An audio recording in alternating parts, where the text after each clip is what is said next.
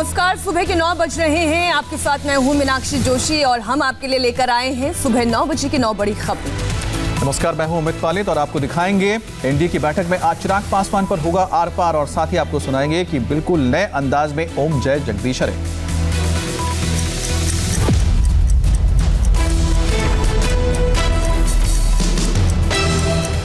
बिहार में नीतीश कुमार की ताजपोशी पर आज एनडीए की बैठक होने वाली है। हालांकि नीतीश कुमार का मुख्यमंत्री बनना तय है, लेकिन इसके बावजूद भी नीतीश ने फैसला एनडीए पर छोड़ा है। बिहार में महागठबंधन को पटखनी देने के बाद अब एनडीए सरकार बनने जा रही है। इसी पर आज एनडीए की अहम बैठक है। बैठक में नीतीश कुमार को सीएम चुनने की औपचारिकता पूरी करने के साथ साथ आगे की रणनीति भी तय की जाएगी। लेकिन बैठक से पहले मुख्यमंत्री की पोस्ट पर नीतीश कुमार के बयान से अटकलों का बाजार गर्म हो गया है। बिहार का चुनाव परिणाम आने के बाद पहली बार गुरुवार की शाम को मुख्यमंत्री नीतीश कुमार मीडिया से रूबरू हुए। मीडिया से बातचीत में उन्होंने कहा कि आज एनडीए की बैठक में तय किया जाएगा कि कौन बिहार का अगला मुख्यमंत्री होगा। सीएम होने के सवाल पर नीतीश ने कहा कि वो इस पद पर दावा पेश नहीं कर रहे हैं, निर्णय एनडीए के नेता करेंगे। मेरी तरफ से आपने देखा है कि कभी हम दावा करते हैं और एनडीए का ये निर्णय होता तो जो एनडीए का निर्णय होगा वही ना मान्य होगा। बीजेपी को इस बार 74 तो जेडीयू को 43 सीटें मिली हैं। जेडीयू के खाते में कम सीटें आने की वजह से नीतीश कुमार भी मुख्यमंत्री पद के लिए अपनी दावेदारी से बचते नजर आ रहे हैं। हालांकि नीतीश का सीएम बनना तय है, लेकिन कैबिनेट में बीजेपी के मंत्रियों की तादाद में इजाफा हो सकता है। जेडीयू की ये हालत हुई चिराग पासवान की वजह से। यही वजह है कि नीतीश कुमार ने चिराग का नाम लिए बगैर कहा कि एलजेपी ने जेडीयू को बहुत नुकसान पहुंचाया। अब बीजेपी चिराग पासवान के बारे में फैसला ले। मुख्यतः हम लोगों के क्षेत्र से वहाँ पर ऐसे लोगों को खड़ा करके वोट को काटा गया है। जानबूझ करके हम लोगों के ऊपर प्रहार अगर कोई कहीं से किया गया है तो ये तो वही लोग जानते हैं। आकलन करना और क्या करना चाहिए इसका निर्णय लेना, ये तो बिल्कुल बीजेपी का काम है। बिहार विधानसभा चुनाव में हार के बाद कल महागठबंधन के नेताओं की भी बैठक हुई। तेजस्वी यादव को महागठबंधन का नेता चुना गया, जिसके बाद तेजस्वी ने नीतीश कुमार पर तीखे अटैक किए। सरकार में अगर जो लोग छल कपट धन बल के कारण जो लोग बैठ रहे हैं, उनसे हम कहना चाहते हैं कि 4 दिन की ही चांदनी है। तेजस्वी ने चुनाव में धांधली के आरोप भी लगाए और कहा 20 सीटों पर उन्हें हराया गया। बिहार के बाद बीजेपी का मिशन बंगाल का आगाज हो चुका है। प्रधानमंत्री नरेंद्र मोदी ने जेएनयू में स्वामी विवेकानंद की प्रतिमा का वर्चुअल अनावरण किया। जेएनयू को लेफ्ट का गढ़ माना जाता है और इस दौरान मोदी ने इशारों में वामपंथी विचारधारा पर हमला किया। स्वामी विवेकानंद की मूर्ति का अनावरण यूं तो दिल्ली की जवाहरलाल नेहरू यूनिवर्सिटी में हो रहा था, लेकिन प्रधानमंत्री नरेंद्र मोदी एक तीर से 2 निशाने लगा रहे थे। मोदी जानते हैं कि बंगाल में परचम लहराना है तो ममता बनर्जी की चुनौती को पार करना ही पड़ेगा। साथ ही लेफ्ट को भी साइड लगाना पड़ेगा, और लेफ्ट को साइड लगाने के लिए जेएनयू से बेहतर कोई दूसरी जगह हो नहीं सकती थी।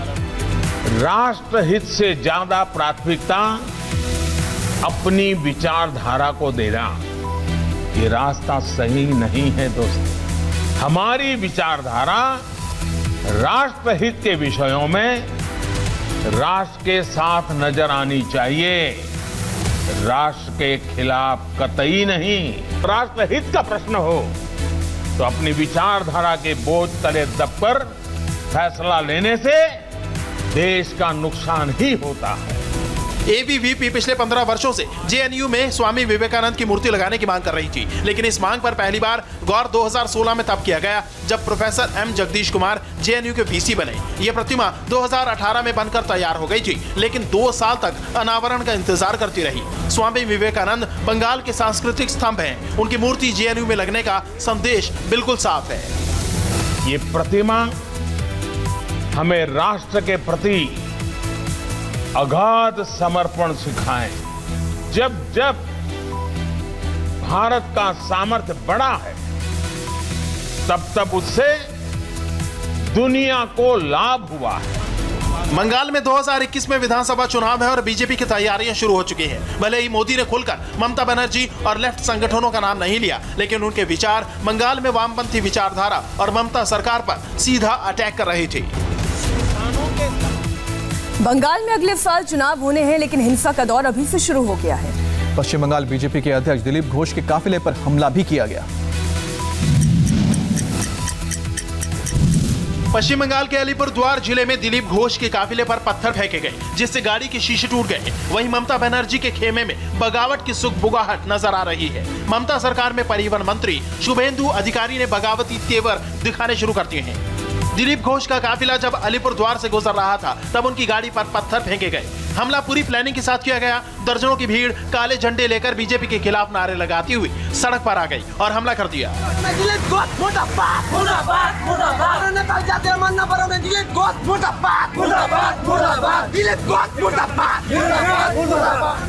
राहत की बात यह रही कि प्रदर्शनकारी जब तक काफिले तक पहुंचते, इससे पहले दिलीप घोष की गाड़ी कुछ मीटर आगे निकल चुकी थी, लेकिन उनके काफिले में शामिल दूसरी गाड़ियों पर लोगों ने पत्थरों की बारिश कर दी। मेरे ऊपर हमला कोई नई बात नहीं है, 50 बार हो चुका है और जितना हमला हुआ उतना बीजेपी बढ़ा। वहीं ममता बनर्जी के लिए दो बुरी खबरें आई। पहली, ममता बनर्जी की पार्टी के विधायक बेचाराम मन्ना ने विधानसभा से इस्तीफा दे दिया। दूसरी, टीएमसी के पावरफुल नेता और परिवहन मंत्री शुभेंदु अधिकारी ने बगावत के संकेत दिए हैं। मंगलवार को बंगाल में नंदीग्राम दिवस मनाया गया। शुभेंदु अधिकारी टीएमसी की रैली में नहीं गए। मिदनापुर में अलग रैली की, जहां ना तो ममता बनर्जी की फोटो लगी थी, ना ही टीएमसी के पोस्टर थे। जो लोग सबका साथ, सबका विकास या सबका विश्वास को अर्जन करने की रास्ते में जो भी हमारे साथ आना चाहेंगे, वो केंद्रीय और राज्य जो है मिलकर डिसाइड करेंगे, इसको हमारे साथ लेना है। शुभेंदु अधिकारी को टीएमसी में ममता बनर्जी के बाद नंबर 2 लीडर माना जाता है। शुभेंदु अधिकारी कैबिनेट की मीटिंग में भी शामिल नहीं हो रहे हैं। सिर्फ शुभेंदु अधिकारी ही नहीं, ममता के 3 और मंत्री राजीव बंदोपाध्याय, रविंद्रनाथ घोष और गौतम देव भी कैबिनेट मीटिंग में नहीं गए। दिवाली के मौके पर पीएम मोदी के वोकल फॉर लोकल की मुहिम का बड़ा असर दिख रहा है और ज्यादातर शहरों में लोग चाइनीज की जगह स्वदेशी सामान खरीद रहे हैं। जो इंडिया की चीजें हैं वही देख रहे हैं, वही खरीद रहे हैं। दूसरे देशों का क्यों बढ़ाना, अपनी देश की तरक्की में ज्यादा फायदा है। लोकली खरीदनी चाहिए ताकि जो हम पैसा लगाते हैं हमारे ही लोगों को फायदा हो उसका। मैं हर चीज ऑलमोस्ट लोकली खरीद रही हूँ। मैं हर बार यही लेती हूँ, अपना इंडियन। ये पीएम मोदी के वोकल फॉर लोकल की मुहिम का ही असर है, जो शहर दर शहर मेक इन इंडिया का नारा बुलंद हो रहा है। त्योहारों के सीजन में बाजारों में स्वदेशी सामान की डिमांड बढ़ गई है। राजधानी दिल्ली के लोग देश की बेहतरी के लिए स्थानीय कारीगरों के बने सामान को महत्व दे रहे हैं। लोगों का यही मानना है कि हाँ, ऐसा होना चाहिए, लोकल सामान जो है वो खरीदा जाना चाहिए, ताकि जो जिनकी दुकानें इस तरह स्थानीय दुकानें लगी हुई हैं, उनका सामान अच्छे से बिके और उनका भी त्योहार अच्छे से जाए। मुंबई के बाजार में लोग चाहते हैं कि इस दिवाली देश में बना सामान मिल जाए, तो इससे अच्छा कुछ भी नहीं हो सकता। हम लोग ने इस बार टोटल जितना भी नया बाइंग किया ना स्टॉक, हम लोग ने टोटल इंडियन आइटम बाई की है। पहले पूछते हैं कि इंडियन वाला दो, इंडिया को पहले प्रेफर करते हैं। मुंबई की तरह ही जयपुर में भी दियों से लेकर मोमबत्ती तक, झालरों से लेकर सजावट के दूसरे सामान भी स्थानीय कलाकारों के हाथों से बने हुए खरीदे जा रहे हैं। अमूमन यहाँ पर चाइनीज निर्मित तमाम सामान मिलते हैं, लेकिन इस बार मिट्टी के जो घर में जो तमाम बर्तन हैं जो सजाने के लिए हैं वो बिक रहे हैं। और सबसे बड़ी उसकी वजह ये है प्रधानमंत्री नरेंद्र मोदी की अपील लोकल फॉर वोकल, और यही वजह है कि तमाम लोग खरीद भी रहे हैं। तमाम गृहिणियाँ यहाँ पर आई हैं। दिवाली के मौके पर हर साल बाजार चाइनीज आइटम से पट जाया करते थे, लेकिन इस बार देश के सभी बड़े शहरों में स्वदेशी सामान ने पूरी तरह से टेक ओवर कर लिया है, जिससे छोटे छोटे उद्योगों को बल मिल रहा है। साथ ही भारतीय हुनर को दुनिया में पहचान मिल रही है। दिल्ली में कोरोना से होने वाली मौत के आंकड़े ने यह साबित कर दिया है कि राजधानी में वायरस की 3rd वेव शुरू हो चुकी है। दिल्ली में कोरोना कहर बनकर टूट रहा है और लोग बाजारों में सोशल डिस्टेंसिंग का भी ख्याल नहीं रख रहे हैं। राजधानी दिल्ली में कोरोना का वायरस खतरनाक स्पीड से फैल रहा है। रोजाना कोरोना के डराने वाले आंकड़े सामने आ रहे हैं, लेकिन दिल्ली वालों को ना 2 गज की दूरी का ख्याल है और ना ही मास्क का कुछ अता पता है। वो बेधड़क कोरोना गाइडलाइन की धज्जियां उड़ा रहे हैं। यही वजह है कि दिल्ली में पिछले 24 घंटे में कोरोना की वजह से 104 लोगों की मौत हुई है। दिल्ली में अब तक एक दिन में कोरोना से मौत का यह सबसे बड़ा आंकड़ा है। इससे पहले 16 जून को कोरोना की वजह से 93 लोगों की मौत हुई थी। दिल्ली कोरोना के थर्ड वेव में आ चुकी है। रही सही कसर दिल्ली एनसीआर के प्रदूषण ने पूरी कर दी है, लेकिन सबसे ज्यादा जिम्मेदार हैं वो लोग जो मास्क और सोशल डिस्टेंसिंग के नियमों को लेकर लापरवाही बरत रहे हैं।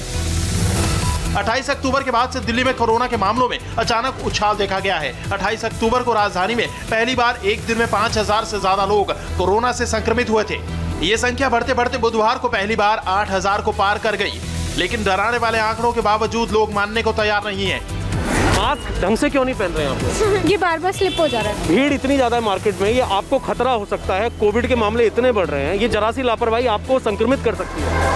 कोरोना बहुत ज्यादा बढ़ रहा है। सर अब पहन लेता हूँ। मास्क आपने प्रॉपर क्यों नहीं लगाया? सर जी मास्क पूरा लगा रखा था, वो मैंने अभी इनसे कुछ बोल रही थी इसलिए मैंने। शॉपिंग के लिए आए जी। तो मास्क क्यों नहीं पहना आपने? नहीं सर, एक्चुअली था वो ये खिला रही है ना, बार उनको दिक्कत ही है।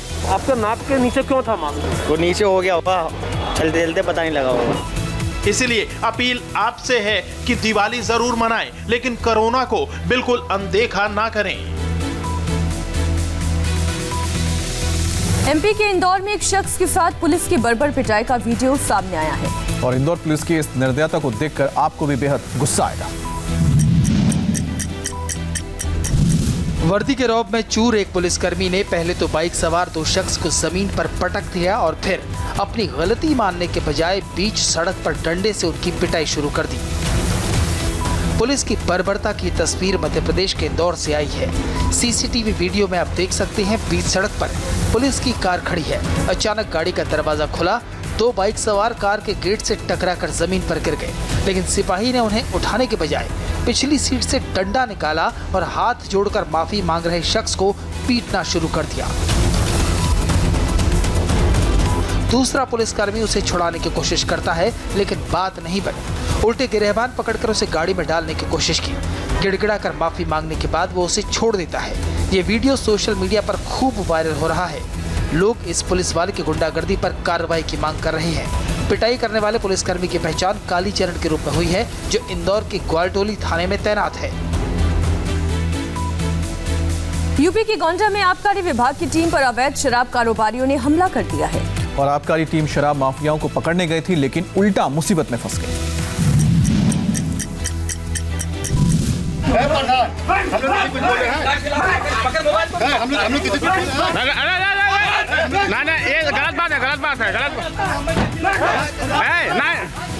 आबकारी विभाग की टीम कच्ची शराब के सौदागरों को पकड़ने गई थी, लेकिन ग्राम प्रधान ही बचाव में खड़ा हो गया। वो फावड़ा लेकर आबकारी टीम पर टूट पड़ा।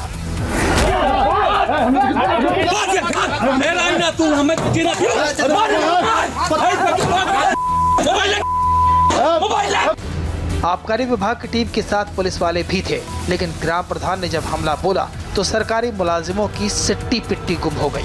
अपराधियों को पकड़ने के बजाय सरकारी टीम गिड़गिड़ाने लगी।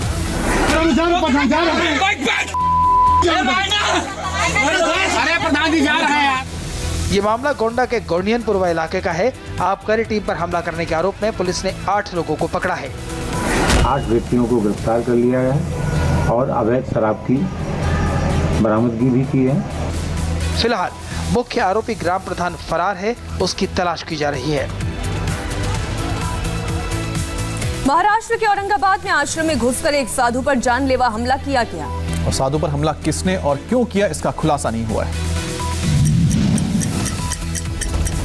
महाराष्ट्र में साधुओं पर हमले की घटनाएं रुकने का नाम नहीं ले रही हैं। पालघर में हत्या के बाद अब औरंगाबाद में एक साधु पर जानलेवा हमला हुआ है।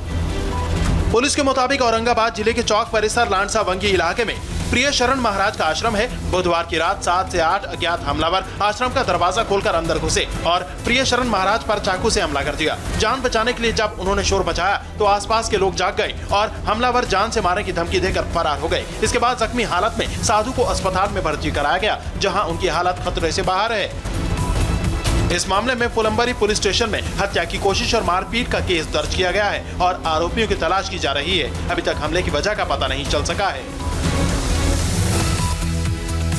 और अब देखिए 7 समंदर पार से अनोखे अंदाज में आई दिवाली का बधाई संदेश।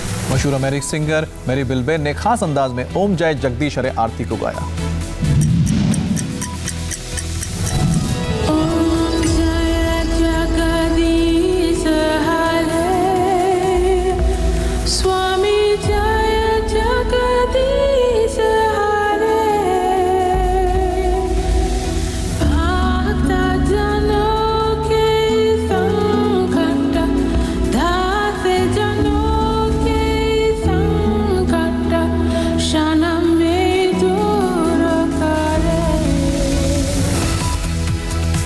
और फिलहाल वक्त एक ब्रेक का है। ब्रेक के बाद देखिए अयोध्या नगरी में दिवाली की भव्य तैयारी।